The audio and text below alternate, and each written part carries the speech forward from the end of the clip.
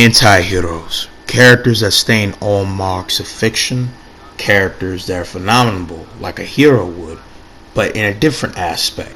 A hero might live up to every pillar of maybe hope, grandstand aspiration, and fulfill every mark of importance in the world with actions that most could never actually perform.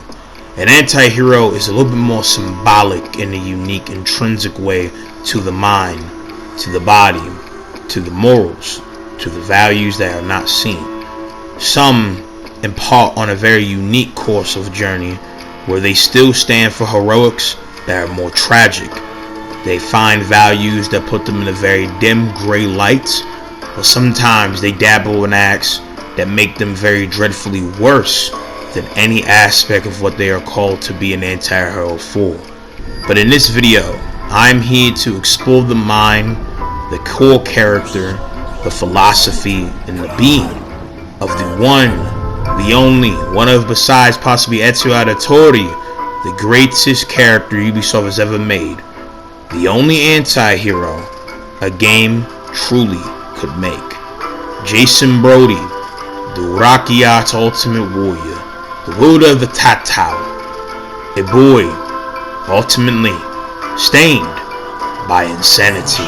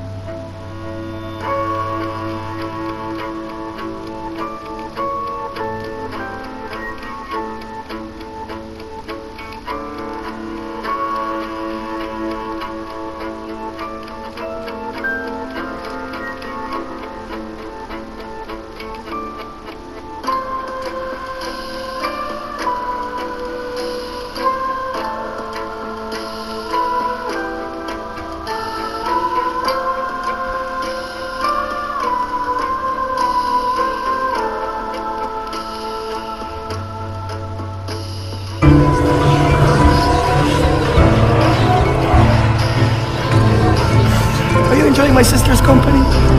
Huh? She's gonna make a warrior out of you. We're so fucked, Jason. Come on. Pull the trigger. Come on, motherfucker. Pull the trigger! Let's go shoot me!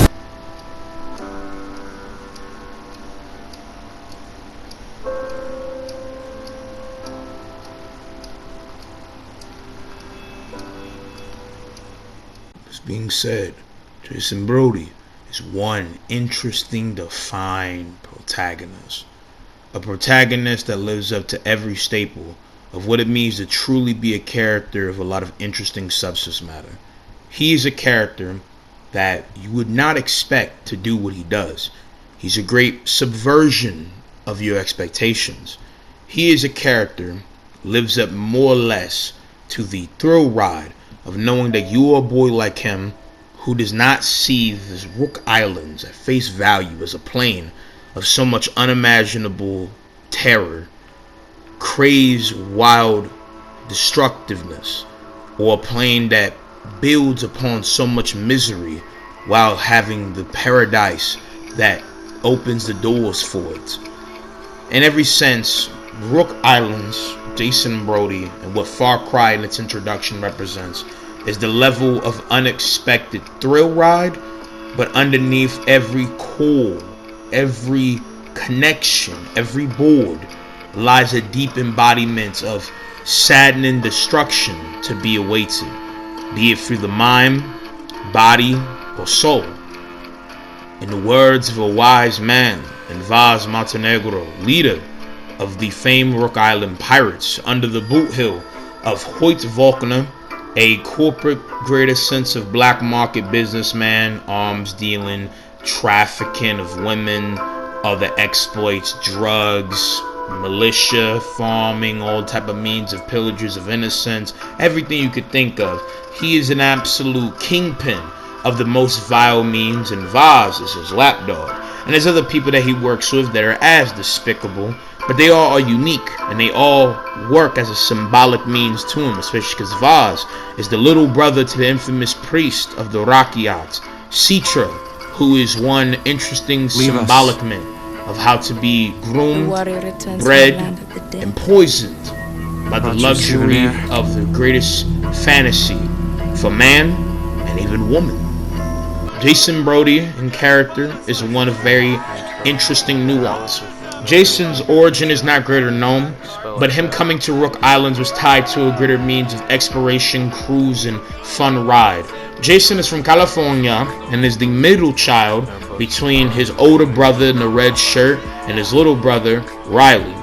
It is unknown, again, his origin, but if I had to best assess and make my best hypothesis, Jason Brody, by all account, was a boy with no principles, no greater integrity, no commitment, had no long career thrust, not only into the idea of really being his own man at this time, and was living off the multiple spoiled gold spoons handed to him by his father and his mother. Now, Jason Brody's father is dead, and it's said that in mixed insinuation, even though it's not known how long or how short of a time Jason mourned for his father, or how much his father's death occurred to the point for where this expansion happened.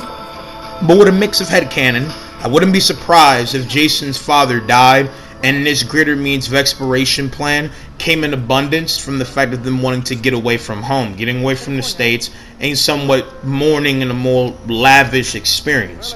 Jason's father most likely had no much big weight on him, besides kind of configuring this mindset of the whatever go-getter, money, trying to live, whatever sense of like the kind of douchebag, whatever feel. As even though Jason does not have full prick antics, he's a very much kind of frat guy boy. I mean, his hairstyle is the most like bum, unspoken for, kind of very bratty, not too much of a spoiled brat, not a man child, but he's the type of nigga that would expect you to park his car if you stand next to a place of a greater high business.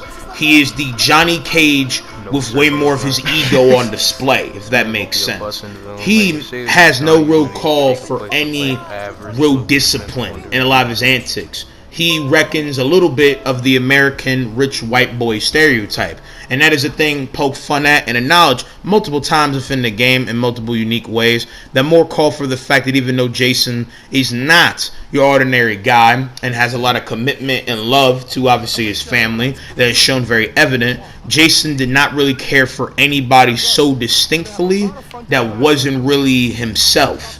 Even in his possibility to have a gold chance with someone of a very loving care to him, like Lisa, he does not care for someone like her. And it's made clear that Jason has not really ever grown to really make something out of himself as a man, like I already said before. As Jason has showcased to be very flagrant, very dumb, very wild, and he sees things like a child. And that's very much evident even when he becomes a warrior. You see his antics, and every other soundtrack that you could think of in the game kind of symbolics that. He sees the world like a video game. He only cares about dopamine. Even when he could have the loving embrace of maybe Lisa, who wishes to actually make maybe a career with this guy, be it in maybe real estate, music, or anything, Jason does not see nothing like that. He does not care for Lisa and her wants. He does not respect other people's things. And even if he does, it's kind of more or less a thing for him. There's no knowledge about his mom, but if I had to guess, reasonably he loves his mom, but his mom mainly just would hold her to the money and the lavishness that he could live. Jason really only saw the world through a my world, my domain to play games type activity. He doesn't care for the greater longing journey to really make the world something for him to fit into. He sees the world as a way to just explore every wild antic of fantasy. And being possibly mid-20s to late 20s, he's definitely in his 20s in the game, he had no value about anything of grander courtesy or consideration for making of actual difference that, again, was not tied to money and different spoils. If it's not alcohol, if it's not partying, if it's not women, if it's not whatever fling antics, he does not really care for. He doesn't take things seriously, and he might have a more cool, mellowed out personality, but a lot of things about him that you might say makes him a built different nigga when it comes down to his lavesty is being kind of a poser on the antics of being a guy more built different than he is, when a lot of the time Jason's antics of being built different only come here and there from the value of him seeing life or death as such a stressed thing. It's a great possibility that Jason never had anything to take seriously until his life was in danger. Nothing mattered to him so much that he cared to really make a big difference in his life for, be it his father's death, be it business, be it a girlfriend. It mattered nothing until his life and his boundage, aka his somewhat of security in life, was opened up.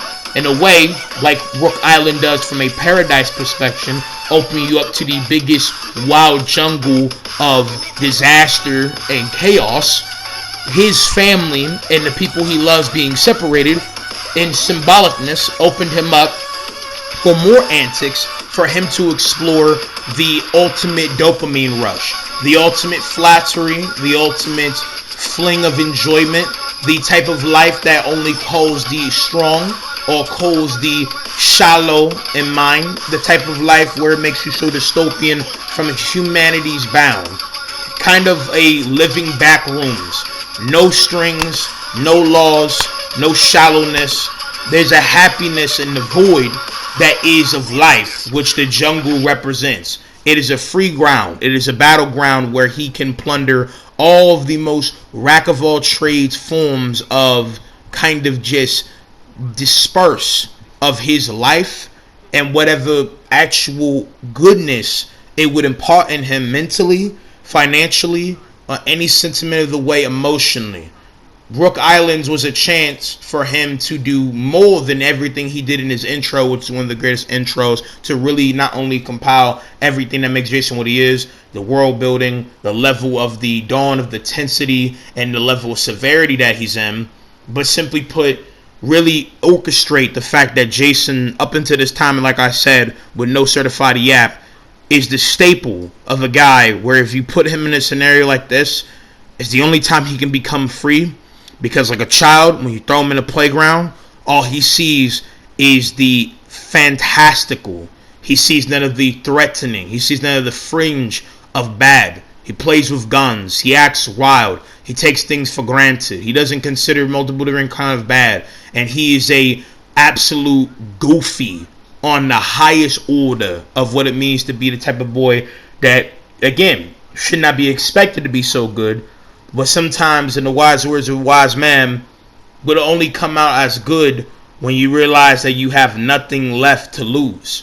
And when you have nothing left to lose, like with money or anything like that, you get to be of the highest extent of your gravity or instinct. Killer instinct comes to a man when he's in a situation where all he has to value is his life and move to the highest supremeness of demon time.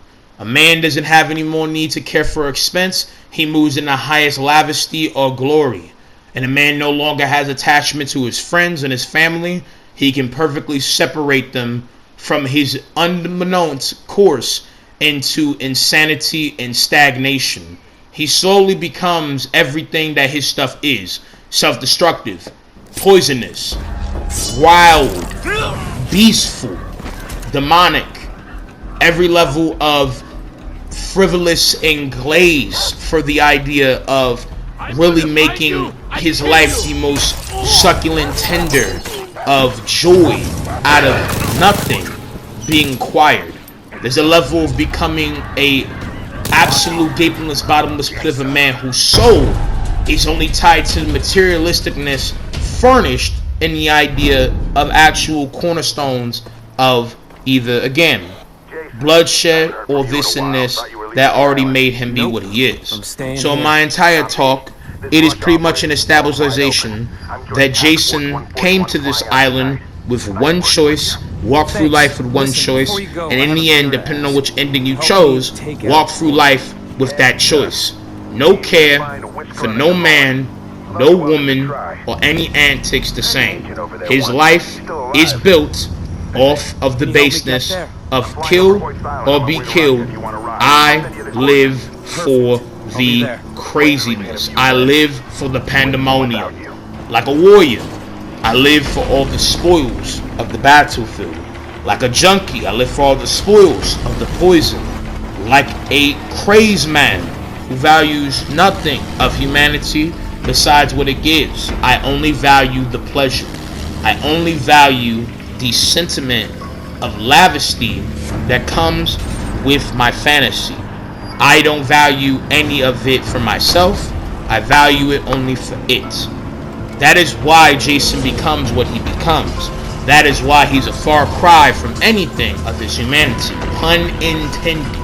With that being said, the moral stability / his conviction, every aspect of Jason is a boy / a man trying to foster whatever little form of cling to livelihood he can while trying to do something at face value noble, which is save his friends from Vaas, somewhat forced down the path of gaining vengeance for all of them who fell, as every last one of them have been taken, drifting away from him.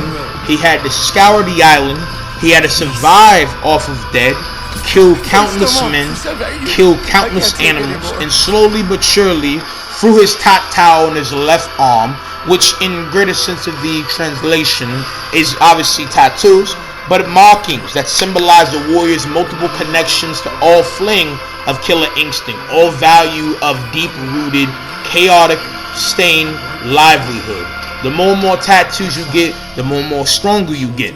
It is reasonably supposed to be magical, and it is a proposition and somewhat an allegory for a over-indictive fling fantasy of being stronger through markings that don't even demonstrate what he is. If you look at the tattoos and you see it in full coverage, you see his tattoos are symbolic of a man that does not have any grasp of the wild jungle that lives inside him. A war, a blood-stained path, a path of absolute depravity lives in it. His tattoos is a wild moniker of some unbeknownst war chief in symbolic column of death, predator be prey. His life is an ultimate reckoning of nothing but Darwinism to its most crazed extent. He lives in a glorified, disgraceful light, possibly, if he would not have it, because this stuff now makes him what is already symbolic of his other tattoo, which is this kind of Samoan, greater like warrior claim mighty tattoo that now makes him be fully fortified as an absolute unit for death. A one-man army must show his prowess. And in that moral stability, no matter how much his goal might stand noble, he doesn't do it for the goal. He does it for the thrill. He doesn't stick around enough. He doesn't mourn his brother. He doesn't have greater chats. He thinks only about death. He thinks death is funny. He thinks guns and the spoils is that. And even when he had a want to maybe move different, right? He now lives the surrogate American dream in actual form. And a lot of what Jason does is reckoning of other anti-heroes where they justify the mix of egregious wild antics because it gives them the greatest flattery. It gives him the greatest joy. So again, like in the first part of his character, he has no strings. This is telling of a brother who sees no value in life that is not the carnage that he wreaks of what has happened. The obsession with gaining power is now always fueled by that. You gain power through death. You gain power through those deeds. You don't grandstand save people. You don't do it for selfless reasons. You do it for these reasons to mainly bring about that new warriorhood. There might have been times in his story, and very much symbolic, that Jason does what he does for his family. He saves them, he cares for them, but he never actually accounted for the bad that they went through.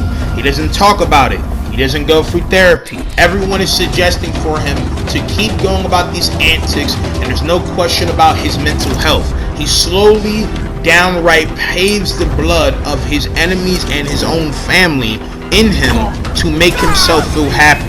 He's willfully willing to become a monster as long as it gives him satisfaction.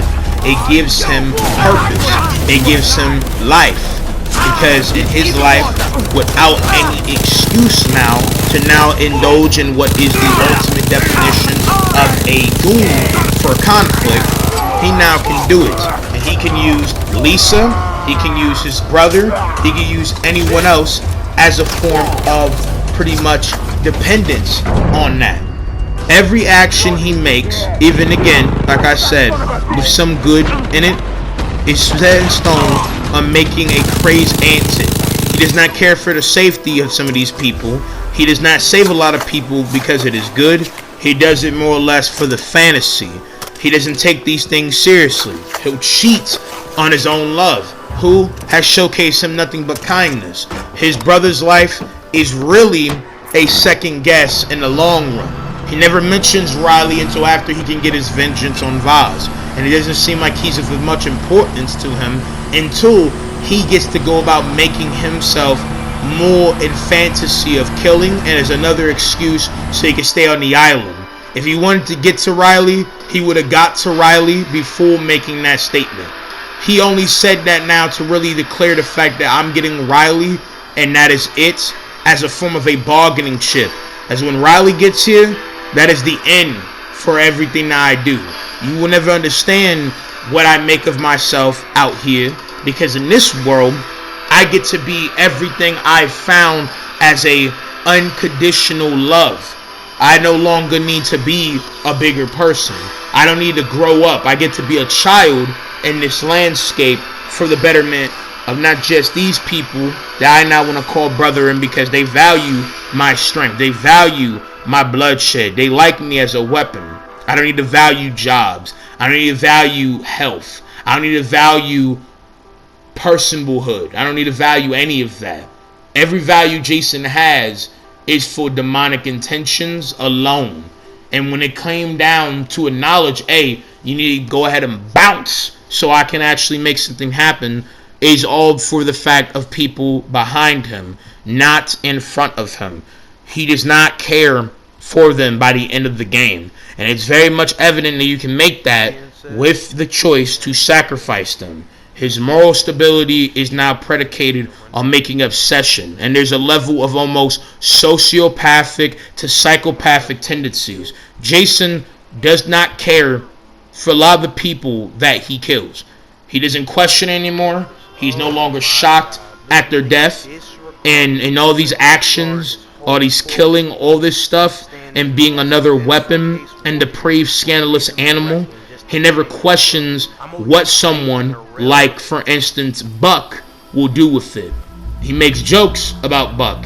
He doesn't comfort his friend after being sexually assaulted. He doesn't care about a lot of these antics. And even though there is care for some of the people that are hurt, it only goes so far, as there's only joy in the level of madness configurated in the end. And there's definitely multiple showcases, be it from another person's psychology or another example of a character that aligns with him, that Jason does not consider the level of bad that he's brushing upon. He doesn't consider consequences. He doesn't make plans. Jason acts as a literal weapon in every corner of his wake, kind of just because, and there's no real value for how much bad that can bring, like I said. And it all comes because Jason doesn't see care in anything, because for all his life, all he now really needs to care for is the open-ended, pretty much monopoly of bodies he can stack. He is absolutely lustful and unconditionally fully greedy for the chance to open up doors for more fuck shit upon those that would bring fuck shit to him. He lives in a world where the most deplorable is now seen as a graceful antic. And this is made even more clear with him willing to sacrifice his family, his home, and giving a proper memento of love to everyone he cared about back with his people. And he slowly becomes worse than everybody that he hates, which is very much the third point. The rebirth into the warrior of nothing but craze, demonic action, and as well insanity. Greater than this, his rebirth is not that of a phoenix. It is a more backtrack, a decompose of the mind, a shattering, a deconstruction, to where he is rebirthed more than just the diabolicalness, but every antics of the cathartic, fully sense of overly like degenerosity and blood, having nothing but a sense of satisfaction that goes more than other people who have a sense of desensitized to killing, but an absolute form of overly hobby out of blood. Nothing that Jason does can be had without blood.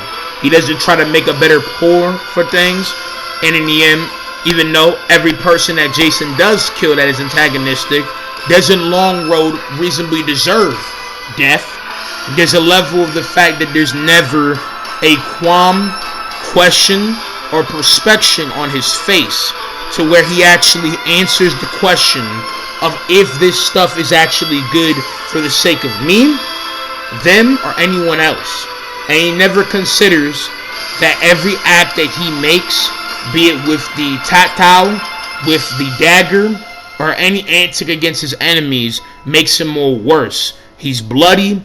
He doesn't seem like he showers. The nigga's hair looks like a fucking chicken.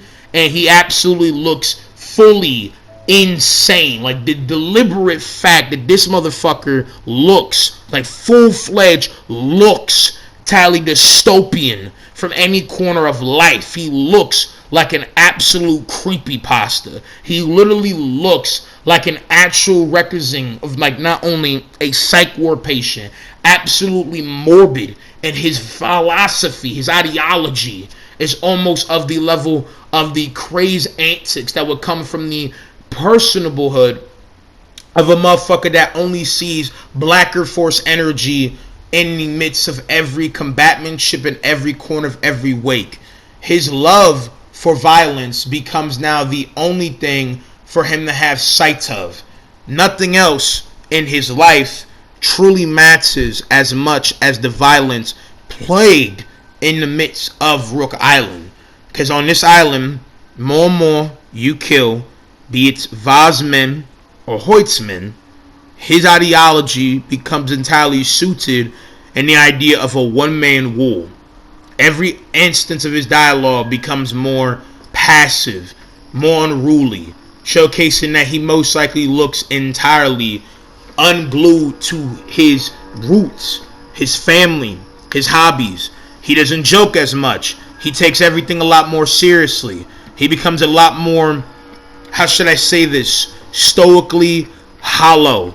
He becomes every record of entirely diminished of soul and capture. And he's willfully willing to course down acts of the most highest order of insane obsession, almost in movie title or actual statement, for that longing and for that credibility to be made in the end. Every antic where death is coming or not is again seen as another way to display his level of uncanny creative ingenious for the demise of whoever comes.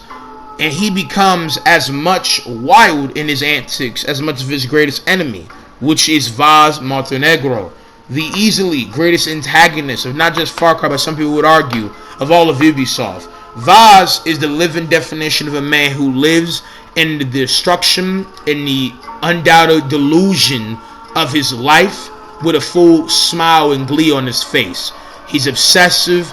He is a absolute full-fledged fling of fuckery. He cares for nobody or no thing as much as seeing people cry in pain. He lives for the turmoil, for disaster of people. He has a very witty and cool personality, but it's all built from the idea that he likes to see people hurt as much as he does. He crashes out.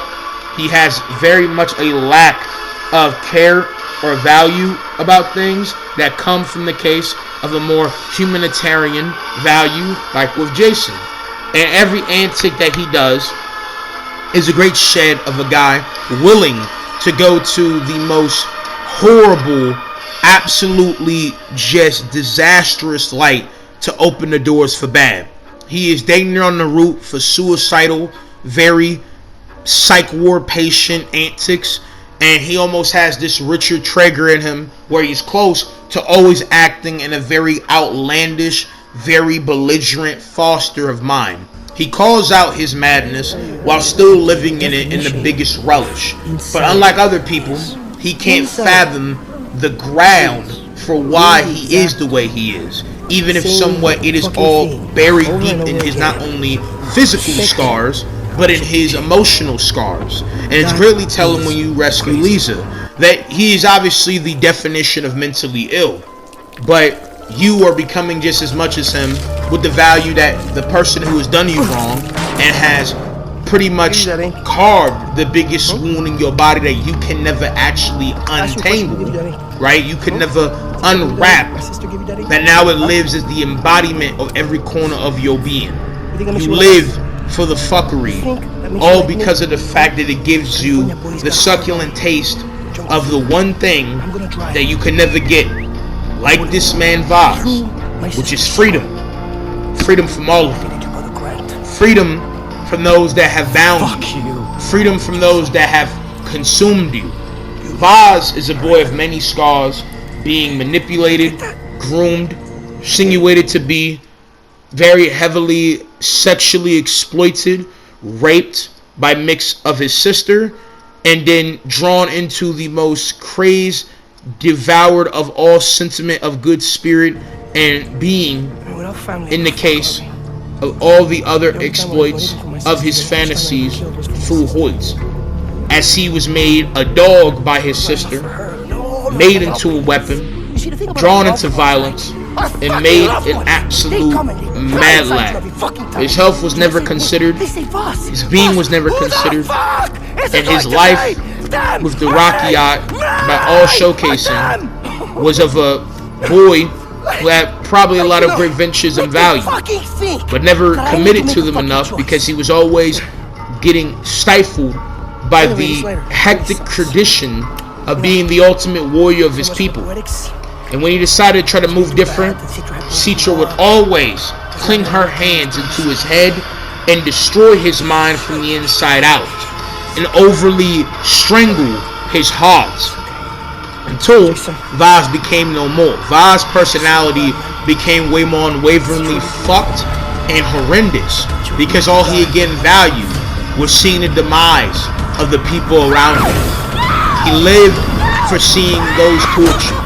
He plays games with people, he smiles gleefully, and by the profound performance by his actor, he lives for every indulgence of craziness carved about by the people around him. Be it for Hoyt, even if his journey and his entire goal back to the Rook Islands was for his sister. Just like Jason, every cornerstone of why he does what he does now becomes a hobby. It no longer becomes about the honor, the integrity, the loss, the shepherd grievance. It now becomes a level of indulgence and pain, wrath, raw, kill or be killed antics, no matter what it is. There's so much hatred and war in his heart that, unlike Jason, though, for the good or the bad, he does not become a hollow. He becomes tarnished of any little sentiment of glory. He becomes more radically unhinged. He becomes so clinically unstable and so much spiraling into unimaginable ignorance profusely that he does not see any care for what he will indulge in the next. And that means almost seeing himself die, seeing his men die, failing his master. He is willfully willing to do it. When it comes down to fighting Jason for the last time, he is willfully willing to almost kill him and put him through the same excruciating pain and test of his resilience, like his sister did him when he got stabbed in the heart, and as well, greater than that, test his greater sense of resilience in his mental, and really making the fact that him and Jason are both one and the same. You are me, and I am you. The iconic standpoint of most villains, exceeding the more modern telling of fiction, where no matter what Jason has ever done, he will always become like him. Because the more and more you hate somebody, the more and more you become just like him. And it's not just with Vaas. Vaas is the biggest candidate. But the greater tellings of this all wrapped in one is when he has to go about facing the odds put against him with any other opposition he takes. The militia against Hoyt, the cornerstones of the unimaginable, psychotic, waffly, crazed opening of doors for the fuckery to be plunged upon him with Buck. He did it all to save his friend Keith, and before all this, Keith was this no good, hotshot, angry, very narcissistic individual. But the day he got violated, the day he got touched in a way that no other man could, not even saying this is a demasculization, no wild antics of like trying to like undermine the level of disgust that he went through. Keith entirely turned hollow in a way that was like a way of ripping a part of you and every fabric of your good. The level of physical and sexual pressure that was put on the man now made him entirely dissolved of all that fight. For Jason, all corners of his boundage was all being paved in the idea that if I don't kill this guy or not, it is a form of weakness. It wasn't entirely about the idea of safeguard. And with Buck and as well Hoyt, it was all tied to the idea of two people, Riley and obviously Keith. Keith still lingers here, mainly in the idea of the fact that, hey, I'm doing it to save him. I don't want him to be killed. I don't want anything more bad on him. But there's a level, as long as I prolong these deeds to not have Keith be hurt, I can still keep going on my way to see about that. As with Keith, it's easy for him to push aside what he's been through. It's easy not to talk about it. It's easy not to care. Because in truth, even though Jason was doing it for Keith, like I said, he didn't value what happened to Keith as a reason to want to get him and the rest of them off the island as quick as possible. Jason will endlessly crusade for his people if needed. But he'll gladly, in hypothetical alternate ending, in greater sense, in antics, to the cave, a place that looks the most possibly, especially in plane, close to home, where it was a ground for people making living, making luxury of peace, in a plane where there seemed to be no peace. What happened? When you go back to the doctor, when you go back to the cave, it is a boring, mildly more intrinsically just peaceful ambience of all the guns, all the knives, all the screaming, all the vulgarity, all the antics of disaster. No rocket yachts, nobody. That is where Keith is. Keith was taken from the luxury of being the douche that everybody loves to hate.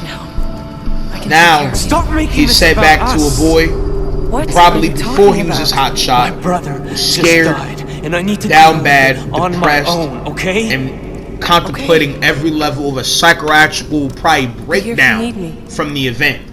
Riley gets tortured, beaten, brutalized, put through all excruciating things, about to get sold off to get raped and enslaved, and Jason has no worry, no care, even in the value of wanting to see him have peace. He is as much impulsive and ready to kill, to just kill. He doesn't see consequence. He doesn't see anything. And Hoyt sees no consequences for his arrogance until the last second. He is tactical. He does make great planes, but he never accounts for the bad. He doesn't account for any greater means of fuck shit until it gets him ultimate glory. He doesn't care for his people. He doesn't care for any of the people that he's done wrong. He doesn't care for his men as their only lines in his pockets. And he values nobody Jason does not value his friends' lives in the grandstand because he cares about them so much he's willing to almost see himself die. He only values them as an excuse to kill and kill and kill so that it makes himself view himself as the man to do what others can't. He wants to be like Vaas. He rules this fucking kingdom. Shut the fuck up and just die. Or let me save you so I can make the antics of crazed murder even more hollow, more selflessly callous, safe to say. As Jason does not view life as a man making points, he views it as a man making gloriousness. He is one of the greatest examples of the fool's glory is the boast. The fool's glory is the grandest tale of what not to make and what not to do. And this is very much more evidently shown when he kills these people or anyone else. He goes into this level of dark, grayish level of lock-in moment where he entirely warps the world into a level of battleground where he sees himself as an absolute beast in human skin. Ferocity if it had a human form. A pillar of not only the most heavily displayed tale of locking on the entire clothes of souls, but in every foreshowing, in every wake, is an absolute pillar of what it means to be unyielding fuel of cathartic demise, so that he, like any other person, stained by so much level of chaos in every way, he no longer has to be tied down to the once of a more neutral or peaceful calling. His psychology is so absolutely fucked that he sees again the importance of the murders or the demise of these people as simply a different exploit of different possible handles of different wake and things along those lines, making Jason again more than what is already shown, a simple mad lad killing mad lad, a killers of killers, but every level a pillar of just straight up violence, an absolute baseline of what it means to be truly a plain sense cruelty in human form. Every antic he makes is coming from the argument of a person who doesn't see anything he does as a pullback of his being. It's a level of a living conundrum of fuck shit. And so that is why not only when he kills these people he acts like this, he comes into these levels of crazed violence and crazed murder, and why he's willing to destroy himself and go off into the most wild tandems of fantasy, because like a drunky like individual outside of a fucking corner store, he is living the biggest luxury but the biggest bitter, that he can't have what he wants without being the warrior needed. He can't kill the man in the style that's needed without being congratulated through the luxuries of everything. And using his friends, materials, or whatever as that luxury give him that comfort. Jason never questions, he never considers, and it always is up to someone else or something bigger telling him. He lets people orchestrate his entire life. His mental is entirely wrecked on every fabric of what he values. And so he allows this level of overly circle jerk of the value of being this tremendous warrior, this killer who will do all type of horrible games and just go down dreadful regard for oneself and one's life, so much that he'll throw himself to the wolves. He'll become a one-man army. He'll live on the island for years being this person if he could, because again, like said in the first point and laid in every page of my third point here, nothing about life matters to him as much as the violence does. His violence is free. He sees his people very special. as a form of objectification to see the spoils of life paved on his skin, which is blood, which is fear, which is power, and that's all he is. Fourth is the full becoming, way worse, like I said, than the men and women who were killed, but it's more or less, in truth, the reasonable marker. Becoming absolutely alienated from the cause. Again, he doesn't care for his friends and he's willing to see them off. But he becomes so alienated to the point where when he does this cause, he doesn't question the antics of the person. He never questions more of the life of the Rakiya. We don't live with the Rakiya. We don't know the culture. The only way you could gather is from Willis. And even Willis, Jason's willing to just see every aspect of what he's doing as that, not realizing that he's using him like a weapon. Jason never questions his violence. He never considers the horrible shit that he does until it's too late. And even when he does, like with Riley or someone else, no one ever accounts for it. No one checks on his mental health. And when they do, if they are not as much of a pushback to control and wire him, Jason does not care at all for anything. Jason becomes as morbid as the things that he has been on a real path to absolutely vanquish. It is the greatest telling of a cycle of endless craziness paid in full.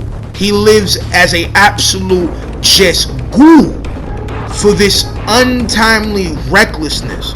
Every decision you make has been made by someone else in response. Every decision you make hasteful is willingness to destroy yourself and the world. But with no selflessness, no nothing. It is selfish. It is wild. It is every much the stink of a child and a grown man's body. In this sense, you would call that a man-child.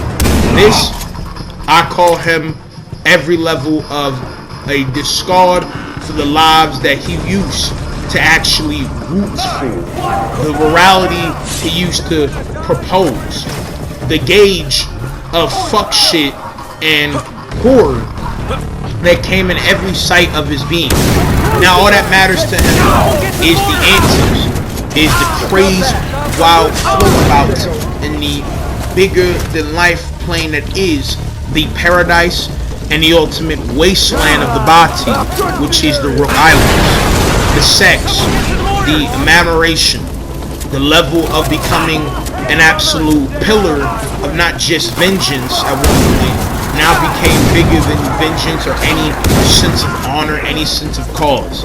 It became being an absolute husk of what he came before. And every antic or every question of why he's doing what he's doing is, again, never holding up to what he wanted. Everybody is using him to make work. And this comes greater with Citra. Citra is as bad, I would say, as every person that you could have been to this point. But I made it clear, and I still have this opinion, that she's worse than every villain of Far Cry 3, and dang near worse than any other villain in all of Far Cry. And I say this because not only her acts against this man Vaas, and how she tortured him, how she dispersed any grandstand compassion and true sisterhood to him, and molded him into every form of unimaginable, disgustingly vile pit of a human being that sees life only in the glamour of the horror of people. He lives life through a absolutely dystopian, no remorse calling. Vaas, unlike Brody, who became a beast in human skin, Vaas became a demon in human skin. A very more sympathetic one. Citra, unlike Buck, is not a degenerate with the biggest smut galore plastered on his plate. He is not Hoyt, who is a financial and all-around immoral, fullest sense of, you could argue as well, sociopathic, fucking just cowardly pillager of innocence, who is a very much staple of a hog of all corners of territory. He is a full-on rejection of the art of making money through a more foundational pivot in like commercial access. He makes money off of the suffering of others who will never be missed. He makes suffering off of the enslavement, destruction, and ultimately fullest sense of what you would call in every essence what I already you could again reslate, pillage of innocence, but more or less sufferation of people. His militia colonizes them and breeds grounds for their bigger imperialization through black market montage, basically roulette. He cares for none of them. He cares for none of the fuck shit that he does. He is a modern representation and recognition of the greatest money streams, the greatest hall of fortune is always going to be built off of blood and the backbone of other people's suffering. He is a modern fucking Betziatis in human form. Citra, though, is every much worse. Citra is a great manipulator of your turmoil. She makes your reason to fight grow bigger. She overly flatters you. She pokes at your sexual tension. She maroons you into a false call of things. She gives you title. She gives you rank. She drugs you. She operates on the mindset that you have to be the biggest cause for the insanity-filled craze and other antics of that sort to make your ass be fully begging to close the gap with her and you. She makes you feel entirely toyed with in the greater closing of all the art and all the courses for you to be what you are. And she makes you feel like how Jason probably felt a great deal of his life. A little kid, a little golden spoon, and a little fucking attraction to match. She fills your dopamine with blood. She fills your dopamine with title.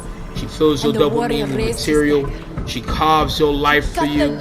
She designs your entire case of Batsy with the cacao and in grace of not only ultimate form of like rep to be hosted every time, makes you feel like a legend by making you want to live up to a legend entirely fantasized by people, most likely for the calling of strength, but everything you do is a calling of brutality, demonicness, and absolute craziness for ideas that do not in any way service you. They serve as an abundantly clear form of addiction for you. Jason looks like an actual maniac by the time of it all. And the fact that you would cheat, the fact that you would go down these antics, that you would do new levels of making the Rocky out look like a bunch of fucking cucks, my nigga, and just doing things that make you see nothing of value, makes in a hypothetical conclusion of where you turn to the point where you're willing to kill basically all your family just to be with her, not only shows Jason's level of stupidity, but shows his level of absence of any grandstand worth, any range of gravity of how much down the pipe he has went in the halls for violence, as he is a great testimony at the end of the game and every other thing that he does of a guy who does not value a single thing besides blood, besides hatred, besides the case of the fuck shit. And Citra, even though, again, only does it by your action. The way that she parades all this stuff in your mind, the way that she succubusses her way into your life, is that of a person that can make you feel so much of a madness frenzy with everything that she does. She makes your friends seem like weakness. She doesn't value kinship. She doesn't value love. She values tools. She discards her brother like he was nothing before you even met her, and she talks down to her brother with no care. She tries to make you be sympathetic.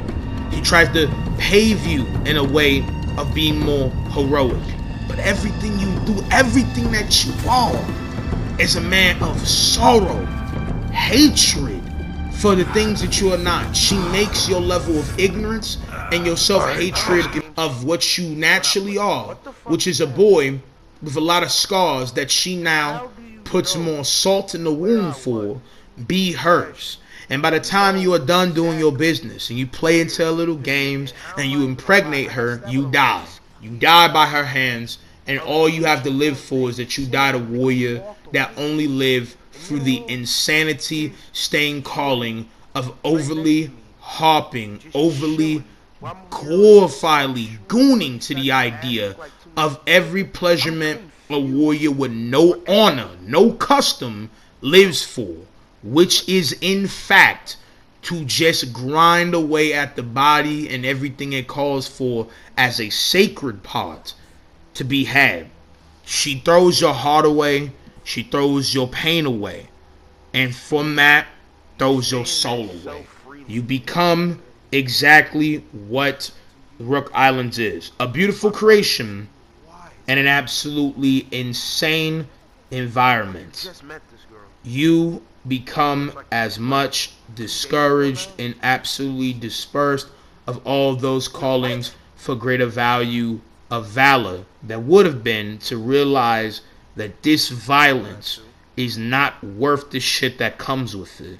And that comes to a final grandstand conclusion of, simply put, what you could be good for and was in the long run you right to course down the road that you did for. The idea that in truth, everything that you do what you do for is a cornerstone of you being a victim of your own success. You becoming a conquest where you're only valued for the onslaught, for the crazed deeds and the demonicness of your being. Jason can have the choice to not become worse than he already dang near was. He can value his friends. He can push past the rocky eye and disregard all of the horror that he has went through. Disregard all of the case of the fuck shit that has been plagued in his mind. Being betrayed by his own sanctimony of devilish, psychotic, and very barbaric worship, where he became their modern champion that slays titans, while in truth he became as much of a titanious monster as those he was said to have slain. He becomes the monster in human flesh. This would eventually build upon every level of a consequence, that even with the love he had for Citra, there was more on his part than her, even if she says that it was with her, that Jason would abandon it. And it would bring out the simp to go about trying to kill him, but instead kill the woman that he loved, that he did everything he did foolishly for the same fool.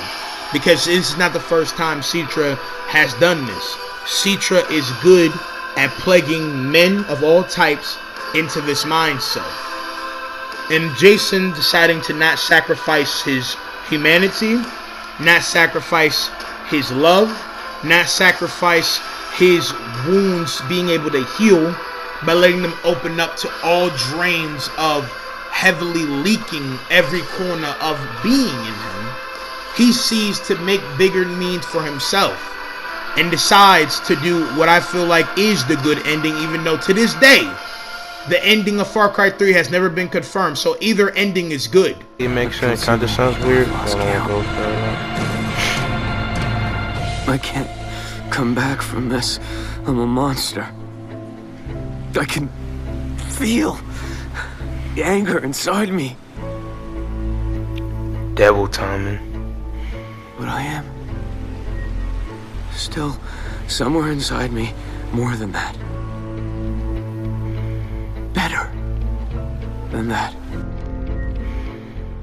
It reflects the fact that Jason even did not know how to, that he could make good in a plane that brought more bad to him than any sense of good that could be found.